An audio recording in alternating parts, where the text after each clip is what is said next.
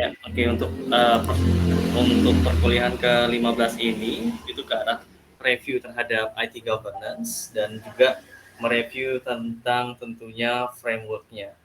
Nah, yang menarik adalah rekan-rekan bisa lihat nanti di antar bangsa yang sudah saya upload untuk review IT governance. Namun yang menarik adalah untuk review dari framework, ternyata kelompok 3 itu lebih lengkap, lebih bagus. Jadi kelompok 3 itu saya share ya. Saya share punya saya dulu. Oke.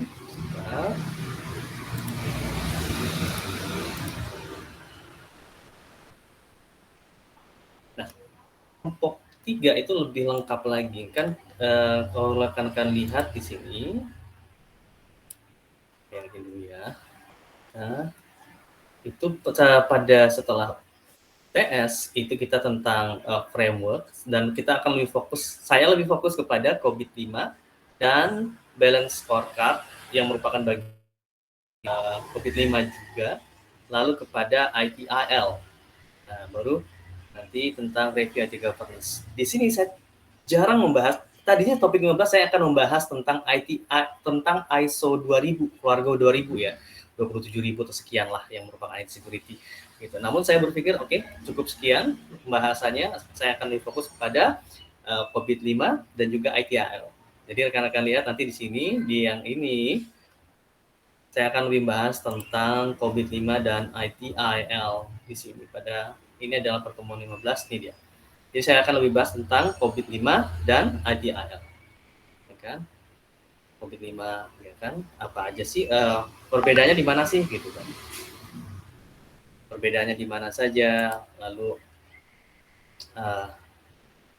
apa yang bisa dibandingkan di situ, misalnya selain apa aja definisi dengan COVID dan ITIL, lalu kita juga bisa melihat tentang perbedaannya lagi, misalnya dari segi definisi, scope, pendekatan, tujuan atau goals seperti itu, dan juga bagaimana tentang objektifnya dari masing-masing COVID dan ITIL, lalu bagaimana contoh mengimplementasikan COVID dan ITIL. Nah, yang menariknya adalah, kan? Jadi saya ada kurang lebih 14 slide. Ya, menariknya adalah rekan-rekan dari kelompok 3 telah membuat di GitHub page mereka lebih lengkap. Kebetulan ini ditulis oleh Winnie. Nah, jadi kelompok sudah mewakili kelompok 3, tapi secara individu ini nilainya ke Winnie. Nah, kelompok 3 anggota yang lainnya harus memberikan kontribusi.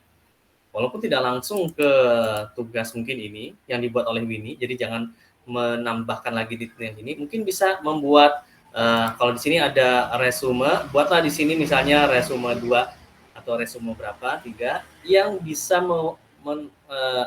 menjadi nilai tambah bagi kelompok yang lain. Yaitu dengan cara membaca yang punya Winnie ini, lalu kira-kira yang kurang apa ditambahkan agar tidak kosong nilainya. Ingat ya, ini juga mempengaruhi nilai pull request. Jadi UAS nanti saya akan lebih fokus kepada soal tentang framework, dan frameworknya adalah tentang COVID-5 dan ITIL. Jadi rekan-rekan bisa loncat langsung kalau mau secara ringkas ke pertemuan yang 15 itu tentang COVID, tentang IT governance secara keseluruhan, dan COVID-5 dan ITIL.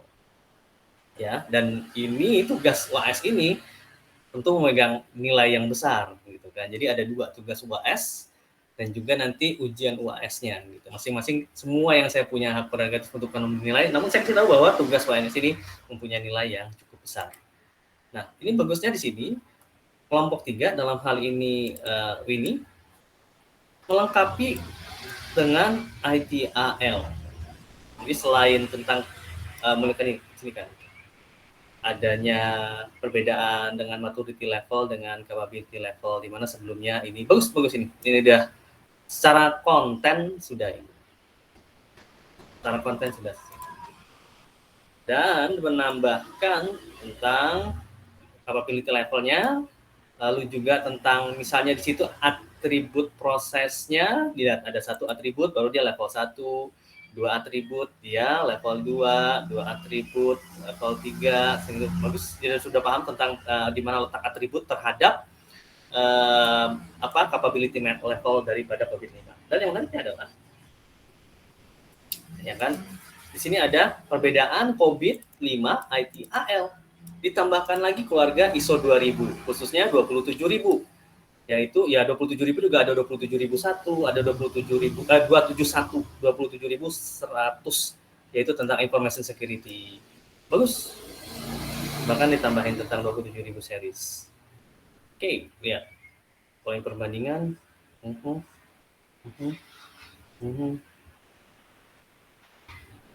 Ya. Dengan area dan domainnya juga bagus. Oke. Lalu ada referensi lainnya.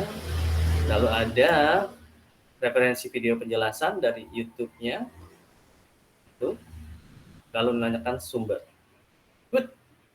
Jadi lebih lengkap ini rekan-rekannya karena ada ISO 27, ISO 20.000-nya. Dalam hal ini ISO 27.000 seri 27.000. Oke.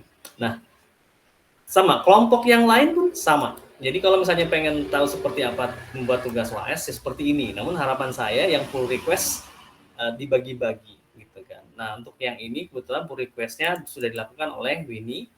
Nah, untuk kelompok 3 yang lainnya silakan membuat yang lain penambahan daripada yang sudah dibuat Winnie. Dan pull request-nya harus dari mereka karena akan kelihatan nanti di GitHub daripada kelompok masing-masing siapa yang melakukan pull request, apa pull request-nya, kan di situ yang akan saya nilai. Oke.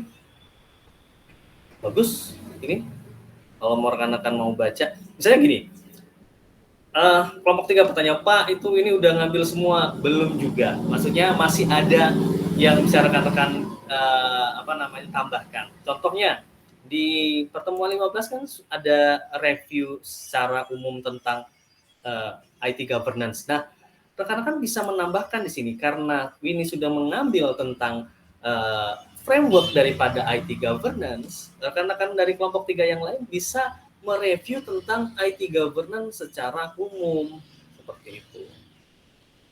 Apa saja kira-kira Pak? Ya tadi itu, misalnya yang akan direview tentang IT governance adalah kira-kira kalau IT governance ini apa aja sih keperluan, isu dan tantangannya, ya kan?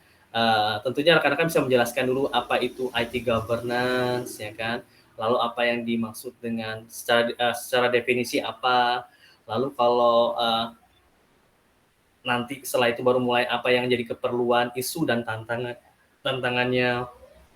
Lalu masuk kepada bagaimana sih kompetensi dari suatu IT governance yang efektif, ya kan? Lalu bisa kepada modelnya, ya kan?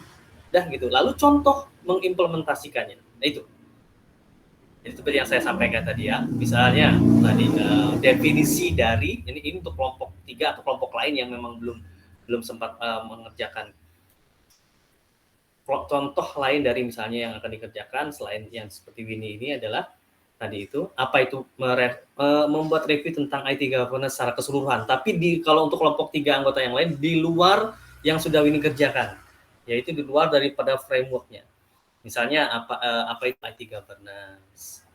Lalu apa saja yang menjadi keperluan, isu dan tantangan dalam IT governance. Lalu bisa dilanjutkan dengan kompetensi utama untuk suatu IT governance yang efektif. Lalu bisa dilanjutkan dengan model-model daripada IT governance. Lalu contoh cara mengimplementasikan dan contohnya. Seperti itu. Misalnya ngambil misalnya apa? Saya mau ngambil contoh tentang cara mengimplementasikan COVID-5 misalnya. Oke, gitu bisa juga. Secara bagian yang kecil itu diiniin rekan-rekan. Misalnya untuk implementasi COVID-5. COVID-5. COVID-5. Mana COVID-5? Ini ya, COVID-5 ya. Oke. Ya COVID-5. Ya, misalnya sebuah bisnis mengalami masalah dalam memanfaatkan Departemen TI secara efektif, ya kan? Nah, apa masalahnya? Ada banyak penundaan, miskomunikasi, dan downtime yang tak terduga. Maksudnya downtime itu akhirnya ya yang menghambat sesuatu akhirnya tidak bisa mengapa-ngapain lagi gitu. Namanya juga downtime, itu yang bahaya. Ya, jadi ada masalah dalam memanfaatkan departemen TI mereka secara efektif ya. Itu tadi itu ada banyak penundaan, miskomunikasi, akhirnya berakibat pada downtime tak terduga. Ya benar-benar nggak bisa ngapa lagi kalau downtime. Oke. Lalu ini kita konteksnya tetap tentang implementasi COVID ya. Kan tadi kan masih ada COVID, ITIL. Nah yang menariknya tadi dari kelompok 3 ini khususnya dia ISO 20.000. Tapi saya tidak memaksakan tentang ISO. Untuk semester ini saya tidak memaksakan. Nah, lalu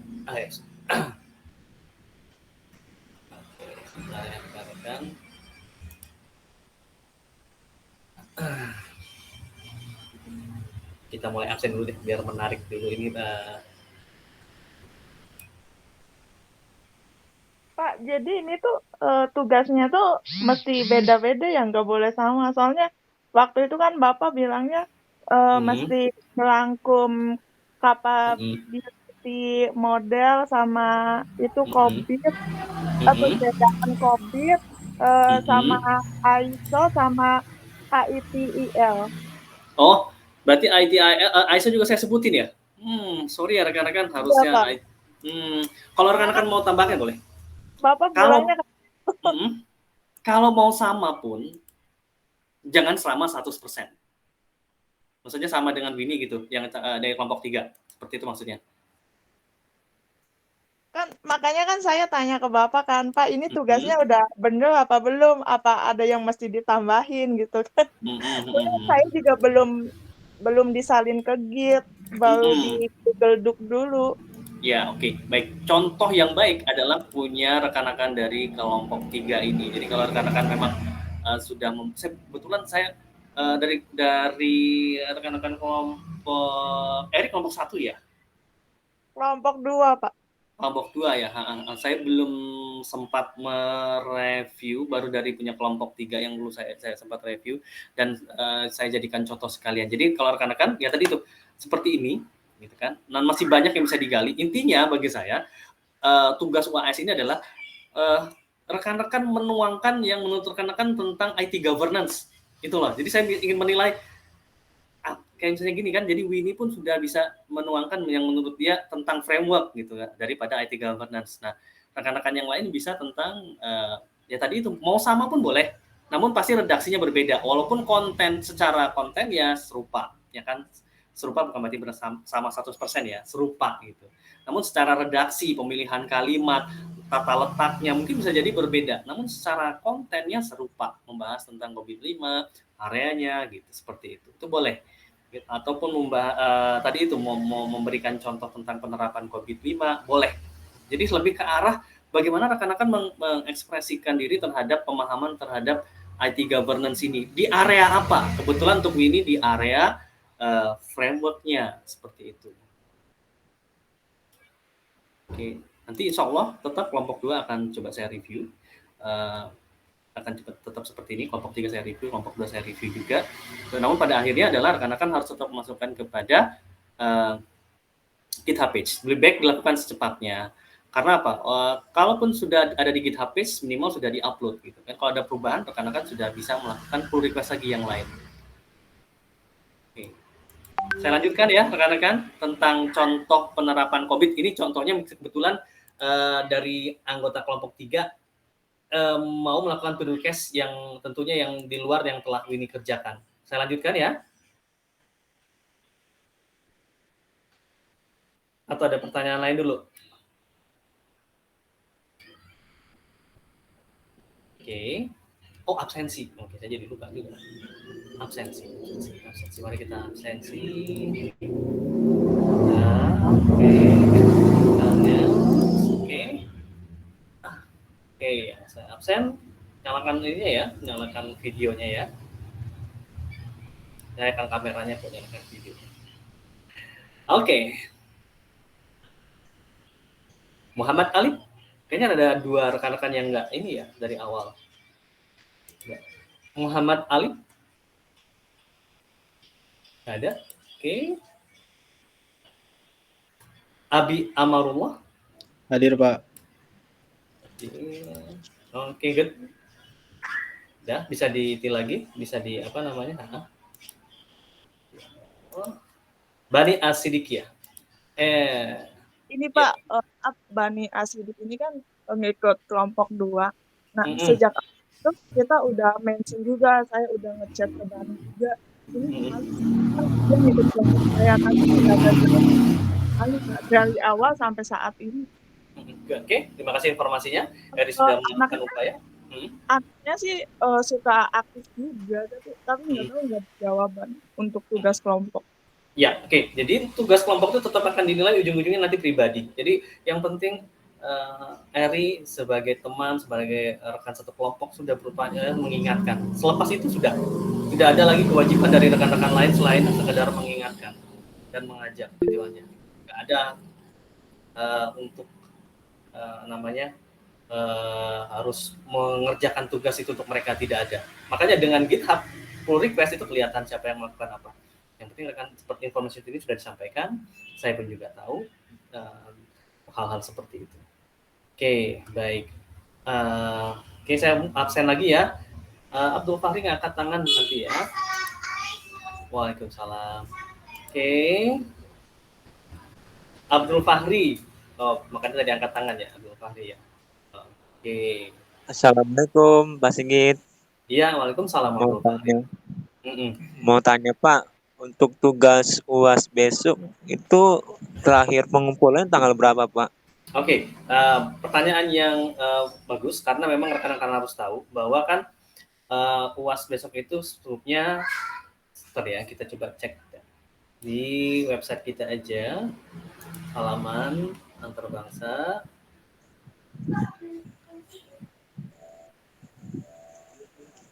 Oke, pengumuman pelaksanaan UAS. Ya, pelaksanaan UAS tanggal 9, sebentar saya bagi ini. Ini dia.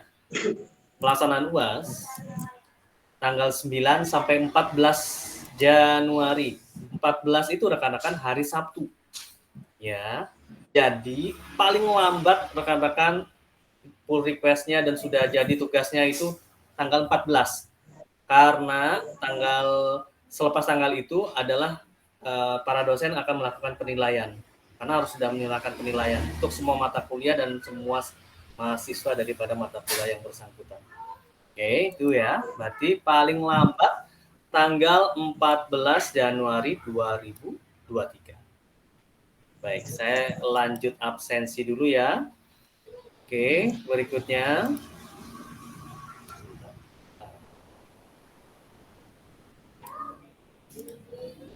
Berikutnya hadir Syauqi Fahrizal.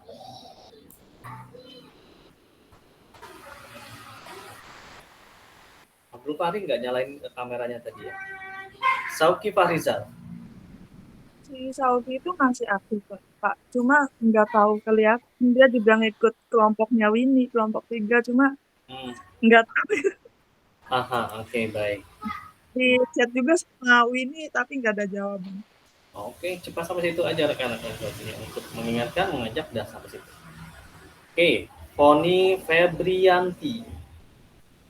Hadir Pak. Oke.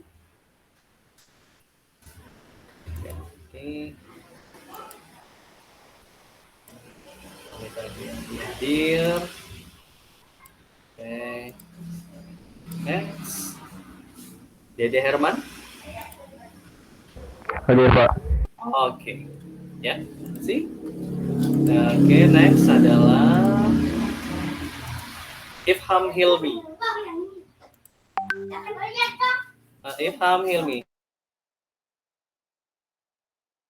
Ilham Hilmi. Ya, belum ada kabar ya rekan-rekan? Belum ada informasi? Nggak ada info Pak. Iya, oke. Next, Sahal Mahfuz.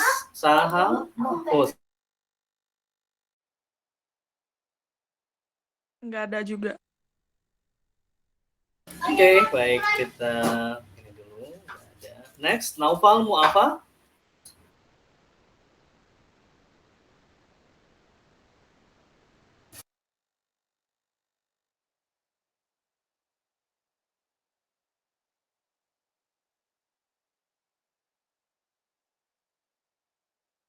Winnie Mutia Kansa.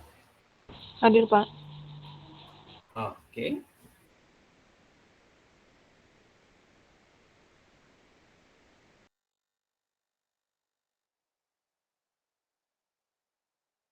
Mic-nya belum dinyalain, Pak.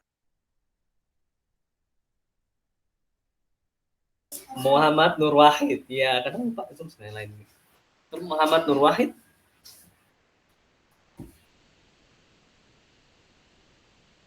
Nggak ada.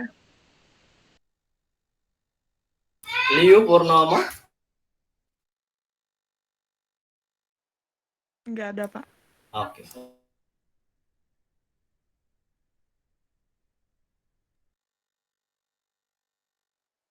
Muhammad Rashid.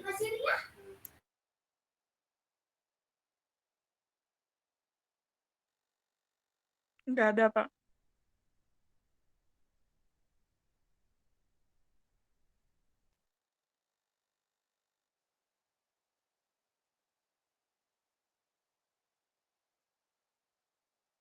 Francois Victorio. Nggak ada, Pak.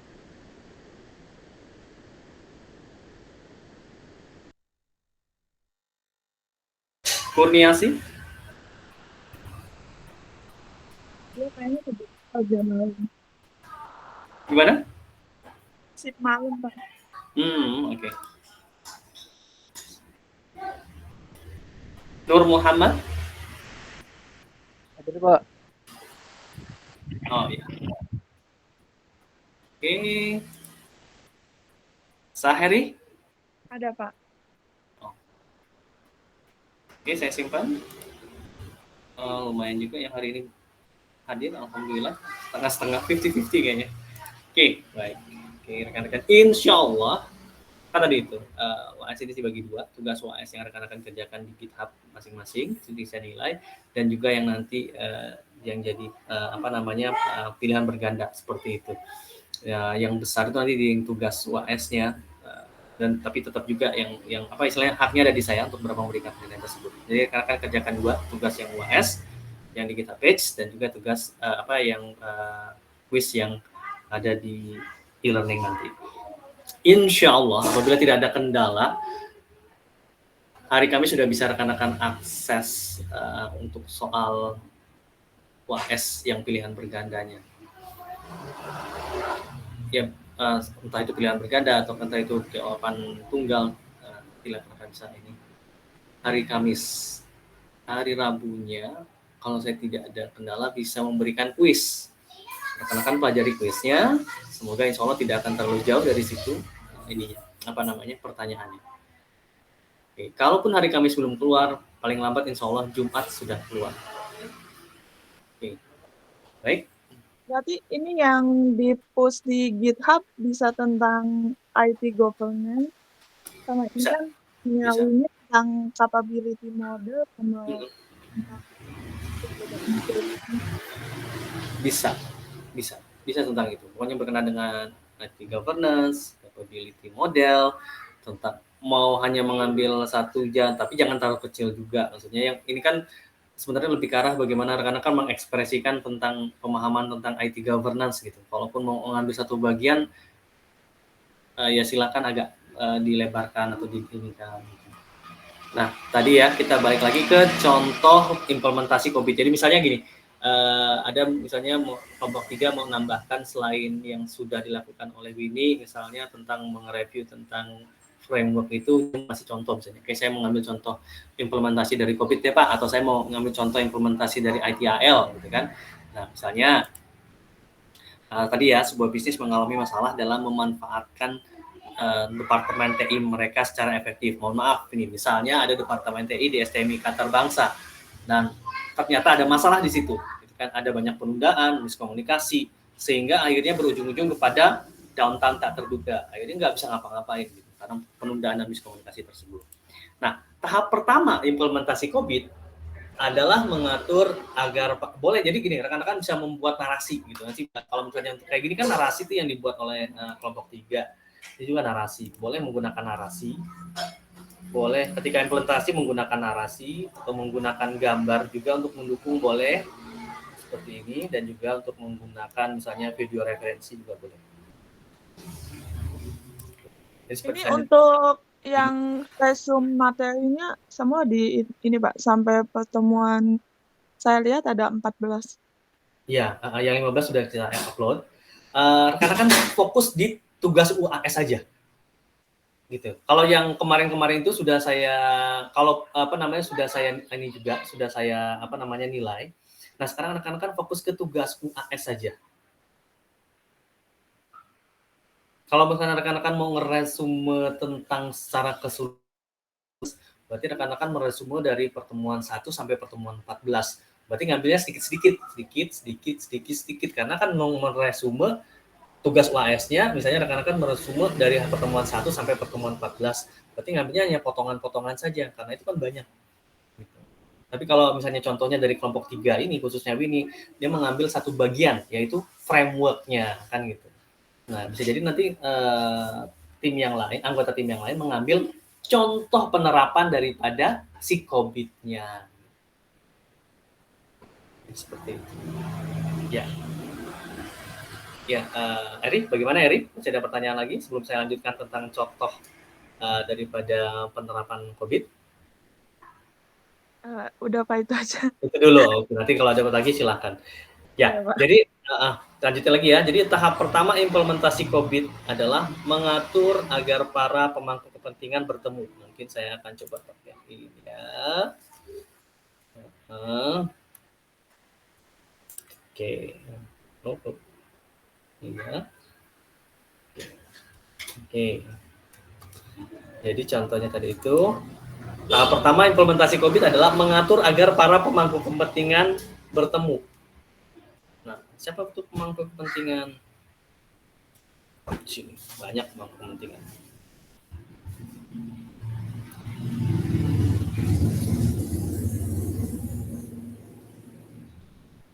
Sini.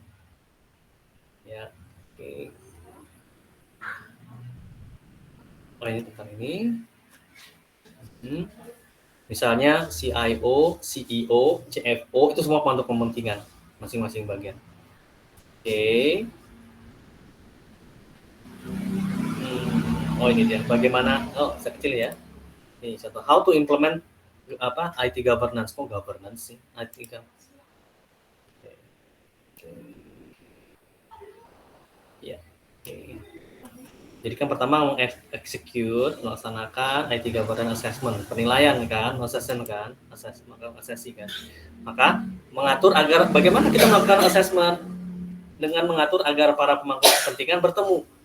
CFO, CIO, CEO, yang CEO akhirnya gitu kan, termasuk dengan manajer-manajer yang ada, gitu kan.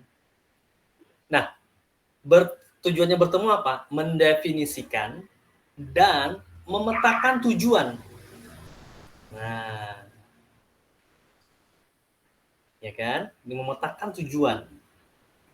Ini adalah tujuan yang dibuat secara khusus mengatasi masalah yang dihadapi dan membantu menentukan proses TI apa yang dibutuhkan. Itu kata kuncinya. Karena tadi sudah ada masalah tuh, penundaan, miskomunikasi yang berakibat downtime. Ya kan, masalah di departemen TI-nya. Penundaan, miskomunikasi, dan akhirnya downtime. Akhirnya, ya itu tahap pertamanya adalah mengexecute IT governance assessment. Jadi mengakses dulu bagaimana IT governance. Mengundang para pemangku kepentingan tersebut. Tadi ya, yang CFO, CIO, CEO, AO-an, dan manajer-manajer yang ada. Nah, kalau sudah mendefinisikan dan memetakan tujuan inilah yang dibuat secara khusus untuk mengatasi masalah yang dihadapi. Untuk membantu menentukan proses TI apa yang dibutuhkan. Karena kalimatnya ada bilang proses TI yang dibutuhkan, karena memang kita tentang IT governance. Makanya situ. Jadi mengatasi masalah yang dihadapi dan membantu menentukan proses TI apa yang dibutuhkan.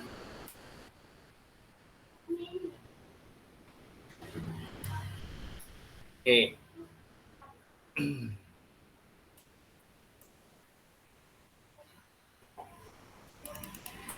Secara ringkasnya aja ya rekan-rekan, nanti untuk rekan-rekan bisa menjabarkannya lagi.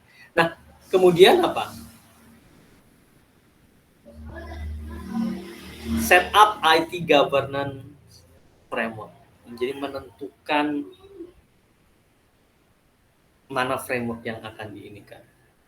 Tadi itu kan ada beberapa framework yang umumnya ini COVID 5, COVID, ITIL, ISO, balance of card, seperti itu. Nah, tentunya bagaimana menentukannya? Karena masing-masing framework itu juga mempunyai tadi itu apa yang menjadi sasaran sehingga sesuai dengan daripada kebutuhan untuk menyelesaikan masalah. Contohnya ini ya, ini, tentang ini.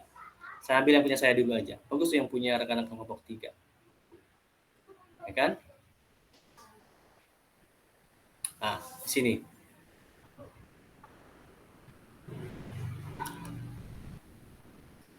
Sini. Nah, ini dia.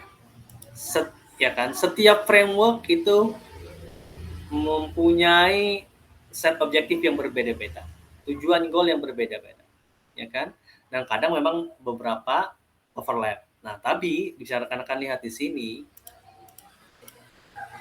COVID itu lebih ke arah align, mensejajarkan IT goals dengan business goal, meningkatkan nilai IT untuk kebaikan organisasi, dan pada akhirnya menghasilkan profit yang lebih tinggi. Jadi ini sesuai dengan masalah yang tadi. Masalahnya tadi apa?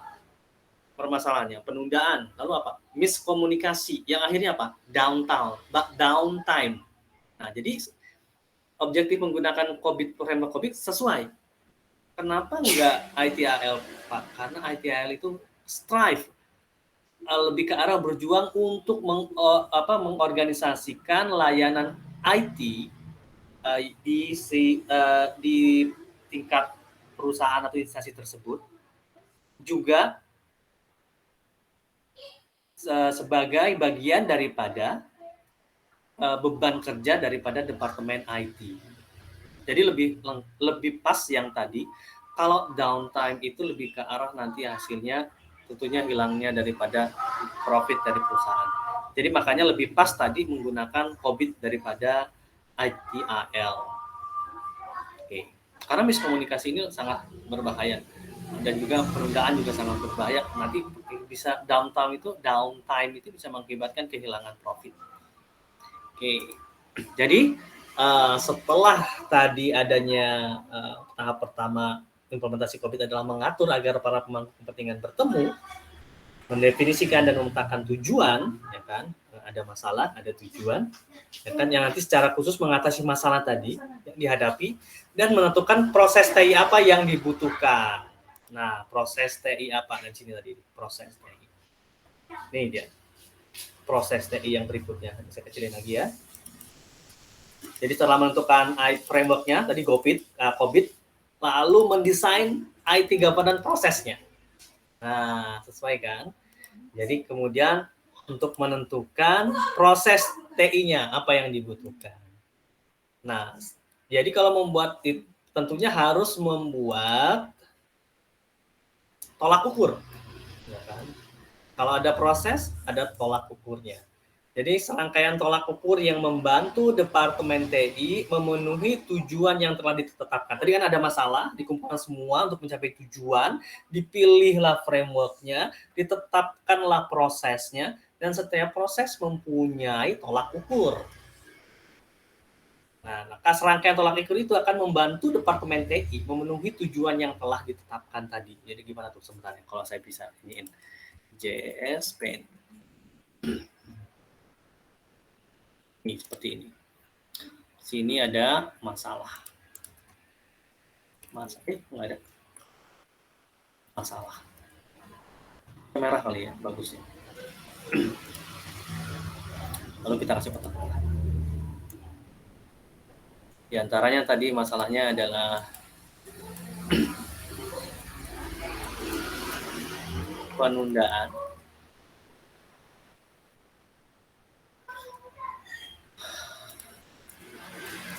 Miskomunikasi yang berakibat downtime. Akhirnya Nah, ini kan judulnya tadi tentang implementasi COVID ya.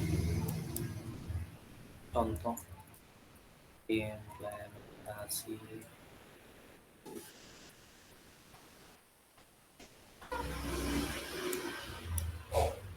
Tes, rekan-rekan masih ada di situ? Masih, Pak. Masih. Oke, baik. Kelihatan nggak ini yang saya tampilkan?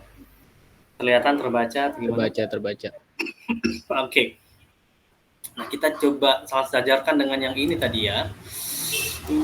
Sebentar, yang ini nih.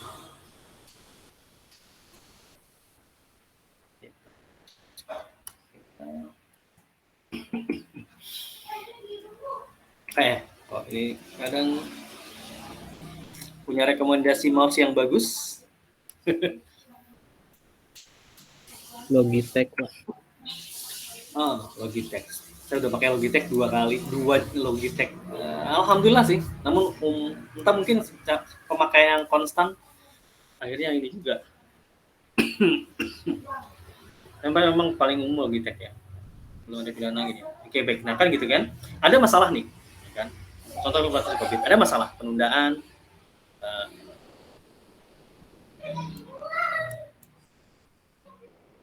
Miskomunikasi dan rentan. Ya kan? Jadi kita akan mengeksekusi IT Government Assessment. Ada masalah, ya kan?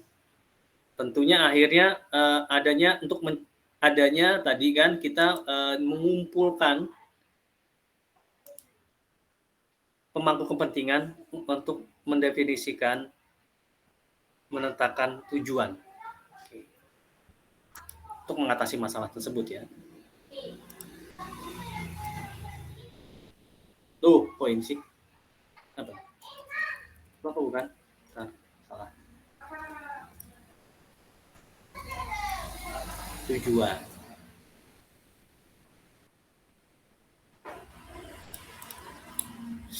Oke, kita kasih. Nah, kan?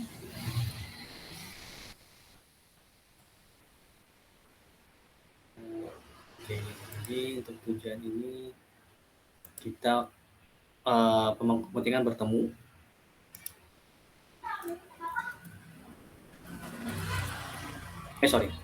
Ini penjelasannya ini. Ada tujuan. Nah, di sini ada pemangku kepentingan bertemu.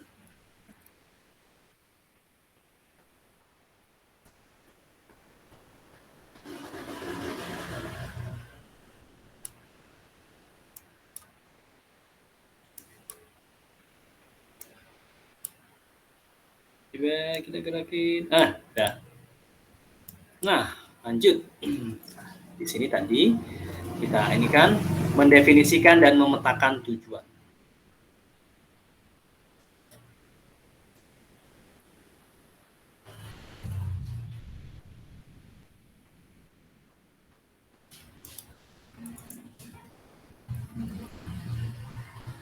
Jadi mendefinisikan dan memetakan tujuan, ya kan? Yang dibuat khusus untuk mengatasi masalah yang dihadapi.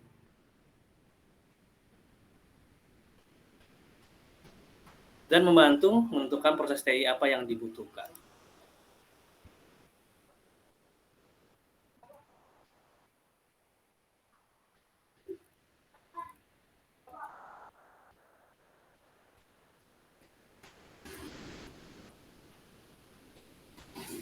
Oke. Nah, ada masalah, lalu ada pertemuan pemangku kepentingan, tujuannya untuk mendefinisikan dan memetakan, ya kan, tujuan yang berkenaan khusus tentang masalah ini, yaitu penundaan, miskomunikasi, dan downtime, dan membantu menentukan proses TI apa yang dibutuhkan untuk mengatasi masalah tersebut. Berarti ini kita sudah mulai masuk kepada ini, execute IT governance. Oke. Lalu tadi itu setup IT governance framework. Ya kan tadi gitu kan, karena sudah memilihnya tadi COVID-5 dibandingkan ITIL, jadi sepakat. Oh, ini yang pas adalah COVID-5. Oke, jadi COVID-5 pas. Ya udah. Siapa yang karena untuk COVID-5 ya betul. Oke. Siapa yang mengerjakan apa? Roles and responsibility. Jadi siapa yang mengerjakan apa? lalu komunikasi, jalur komunikasi, lalu bagaimana struktur manajemen untuk keputusan, pelaporan, dan eskalasi. Oke. Di sini juga rekan-rekan, tentunya ada tadi itu ya kan, membuat tolak ukur yang membantu Departemen TI memenuhi tujuan yang telah ditetapkan. Lanjut kepada tolak ukur. Tolak ukur.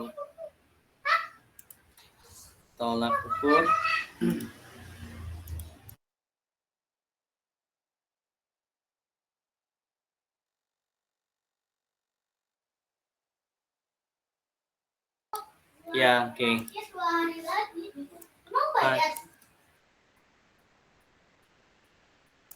Oke, next adalah masalah tujuan. Kita harus pakai garis aja, masalah tujuan. Lalu lanjut lagi ke, cukup nggak ya?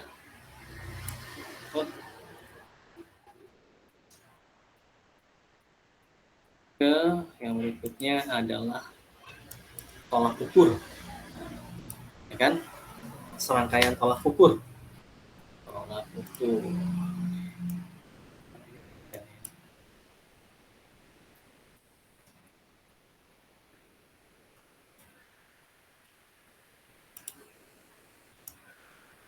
Oke. Lanjut lagi.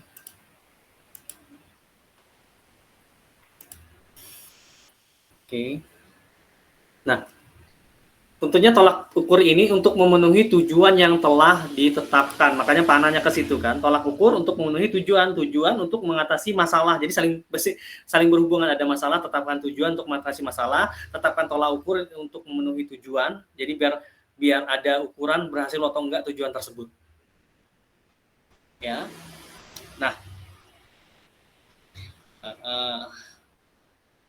setiap tolak ukur itu menggerakkan tim yang lebih yang tim yang telah ditunjuk tadi itu kan ada yang seperti ini bisa dilihat tadi kan masing-masing ada roles dan responsibility-nya, siapa mengerjakan apa. Nah, itu untuk mencapai lebih dekat untuk tujuan. Tentunya tolak ukur tadi gitu kan. Misalnya tolak ukur pertama, tolak ukur kedua, tercapai nggak tolak ukur pertama sebelum kedua, atau tolak ukur jangka pendek, jangka panjang seperti itu. Dan jadi ada tolak ukur dan jangka waktu yang ditetapkan. Jadi akan mudah bagi pemangku kepentingan untuk memeriksa kemajuan dan menyesuaikannya. Jadi kita masukin tolak ukur. Apa tadi katanya pemantau ya, memeriksa kemajuan dan menyesuaikannya,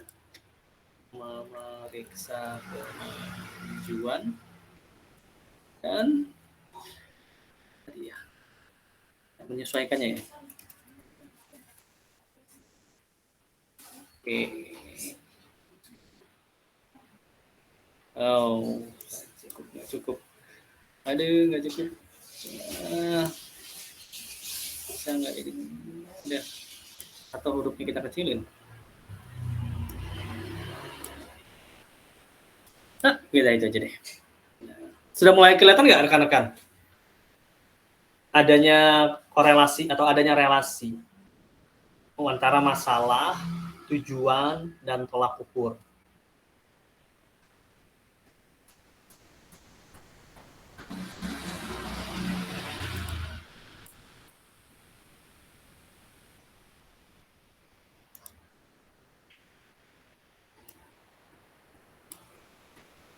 Oke. Sudah mulai terlihat belum rekan-rekan? Hubungan antara masalah, ketika dalam contoh implementasi COVID ini, ada hubungan antara masalah, tujuan, dan tolak ukur.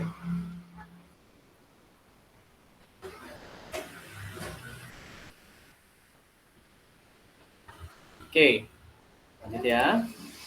Berikutnya adalah sumber daya. Ya, jadi berikutnya adalah setelah tadi itu membuat serangkaian tolak ukur yang membantu Departemen TI memenuhi tujuan yang telah ditetapkan, di mana setiap tolak ukur itu akan membantu untuk tetap dalam kerangkanya dan memudahkan bagi pemangku kepentingan untuk memeriksa kemajuan dan menyesuaikannya.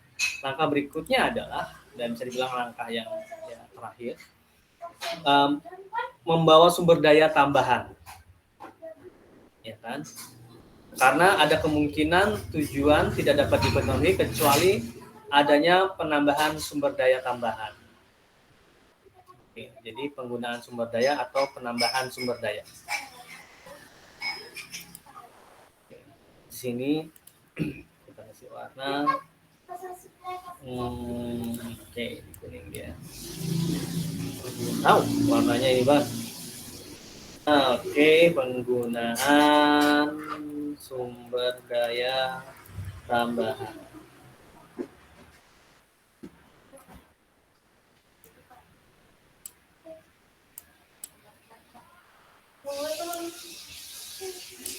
Oke. Karena dimungkinkan kalau menggunakan sumber daya yang ada itu tidak mencukupi sehingga harus dibawa sumber daya yang lainnya.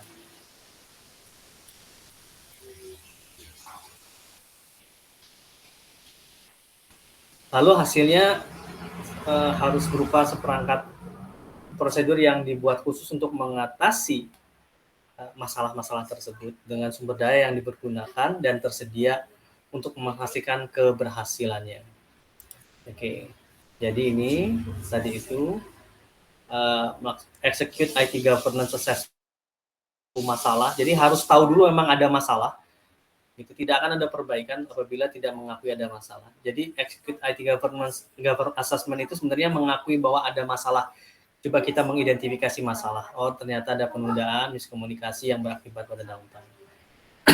Lalu, tentu langkah berikutnya adalah menentukan tujuan, yaitu mengundang pemangku kepentingan untuk bertemu, lalu mendefinisikan dan memetakan tujuan untuk mengatasi masalah dan membantu menentukan proses TI apa aja yang dibutuhkan. Nah, itu adalah assessment-nya ya rekan-rekan. Lalu membuat tolak ukur, memeriksa agar dapat adanya pemangku kepentingan untuk melakukan pemeriksa kemajuan dan menyesuaikannya. Nah, lalu penggunaan sumber daya tambahan tadi itu. Ketika sudah ada assessment, dilanjutkan dengan penentuan framework yang dipakai dalam hal ini sehingga dijelaskan siapa yang melakukan apa, jalur komunikasinya juga seperti itu, siapa yang membuat keputusan, pelaporan, dan eskalasi. Oke, baik, sepertinya tinggal 10 menit lagi. Oke. Nah, lalu setelah itu adalah merancang prosesnya, merancang merancang kebijakan, merancang proses itu sendiri, lalu menentukan key performance indicator dan keperluan pelaporan. Nah, lalu mengimplementasikan supporting tools. Dalam hal ini mungkin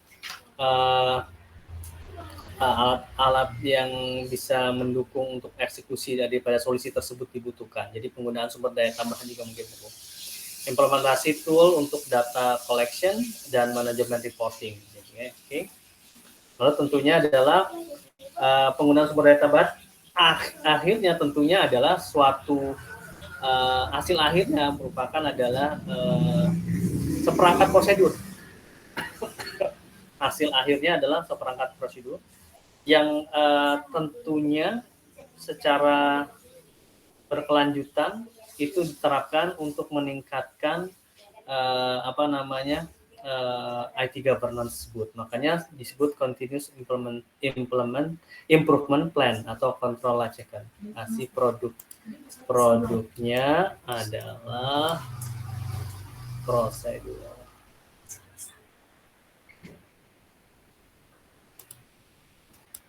Ini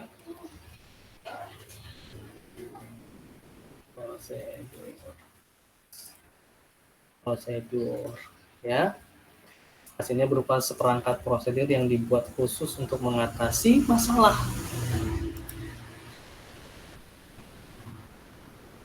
Begini kali ya, hasil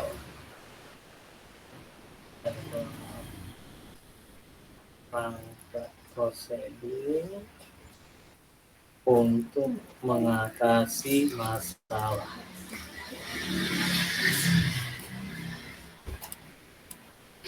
Oke.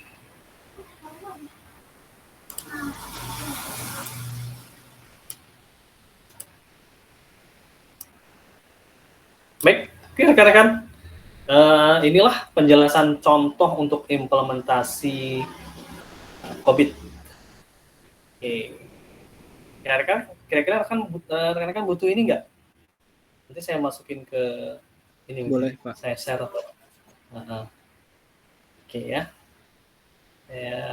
Kalau gitu saya ini aja deh, saya share di grup saja nanti.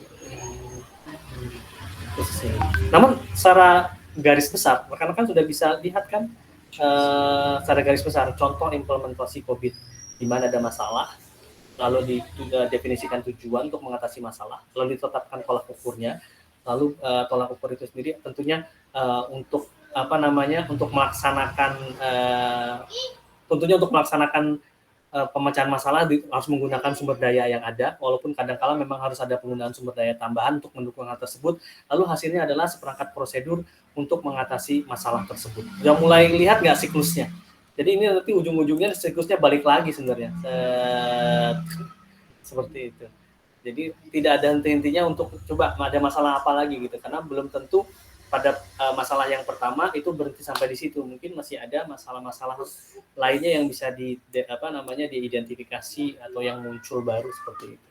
Terus secara umum bisa ini nggak rekan-rekan antara contoh implementasi COVID dengan yang di sebelah kanannya ini loh, ada ininya hubungannya,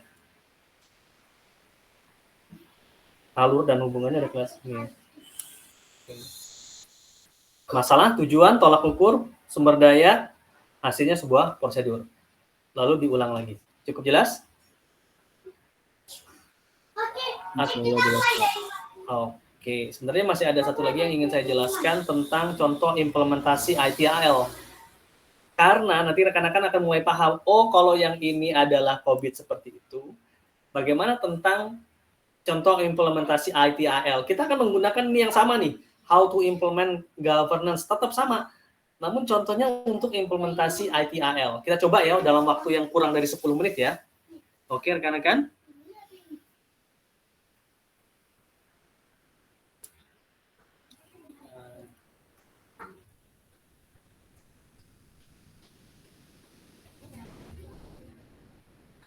Oke, baik kita coba ya. Sedapatnya. Coba. CSP. Oke.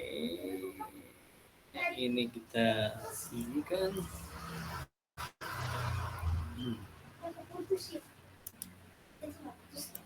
Oke, jadi ini sekarang kita akan untuk yang ITIL. Nah, jadi agar rekan-rekan punya rasa perbandingan. Kalau yang ini adalah contoh implementasi COVID. Nah, bagaimana tentang contoh implementasi ITIL? Namun tetap sama menggunakan ini alurnya.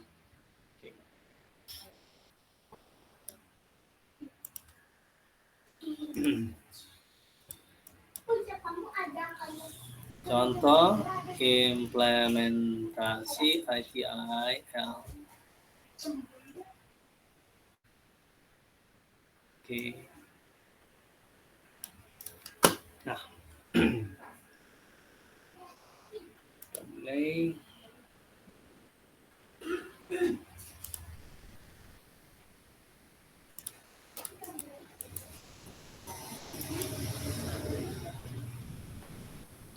Oke. Nah, kira-kira apa ya perbedaannya? Nah, perbedaannya kalau rekan-rekan lihat di sini. Nah, di sini ada pemangku kepentingan. Ya kan? Dan tentunya ada perlunya di COVID sini umpan balik daripada pemangku kepentingan. Nah, kalau ITIL itu tidak seperti COVID yang membutuhkan umpan balik dari pemangku kepentingan atau dari eksekutif manajer yang lainnya. Jadi kalau ITAL sepenuhnya berada di dalam Departemen TI. Itu perbedaannya rekan-rekan. Kalau COVID, udah jelas, cukup jelas belum? Kalau COVID, ini dilihat di sini ada pemangku kepentingan bertemu. COVID. Kalau ITAL tidak seperti COVID. Kalau COVID membutuhkan umpan balik dari pemangku kepentingan, cara rekan-rekannya digambar. Kalau ITAL tidak. Semua proses ITAL sepenuhnya berada di dalam Departemen TI.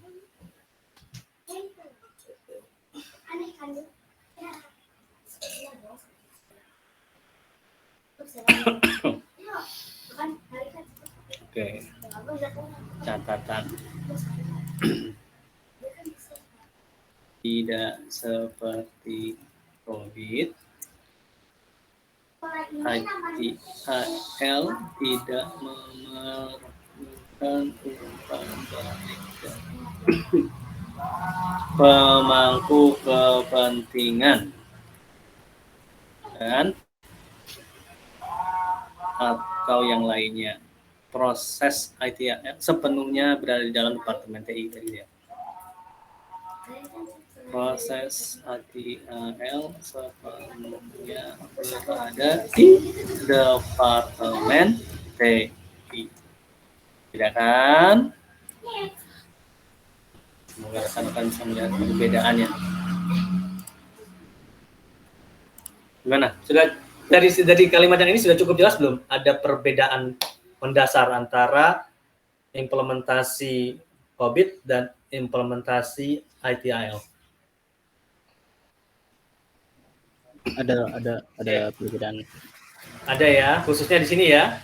Pemangku kepentingan ini bertemu. Nah, di sini bedanya. Kalau ITAL nggak ada nih pemangku kepentingan bertemu. Jadi nggak perlu umpan balik dari pemangku kepentingan atau manajer lainnya atau siapapun. Proses ITAL sepenuhnya berada di Departemen TI. Nah, itu dia. Makanya nanti kalau rekan-rekan ditanya, apa sih bedanya COVID dengan ITAL? Bilang aja yang paling saya ketahui perbedaan antara COVID dan ITAL adalah ketika dia diimplementasinya, COVID memerlukan umpan balik dari pemangku kepentingan. Salah satunya gitu. COVID memerlukan umpan balik dari pemangku kepentingan, sedangkan ITAL sepenuhnya di Departemen TI. Oke.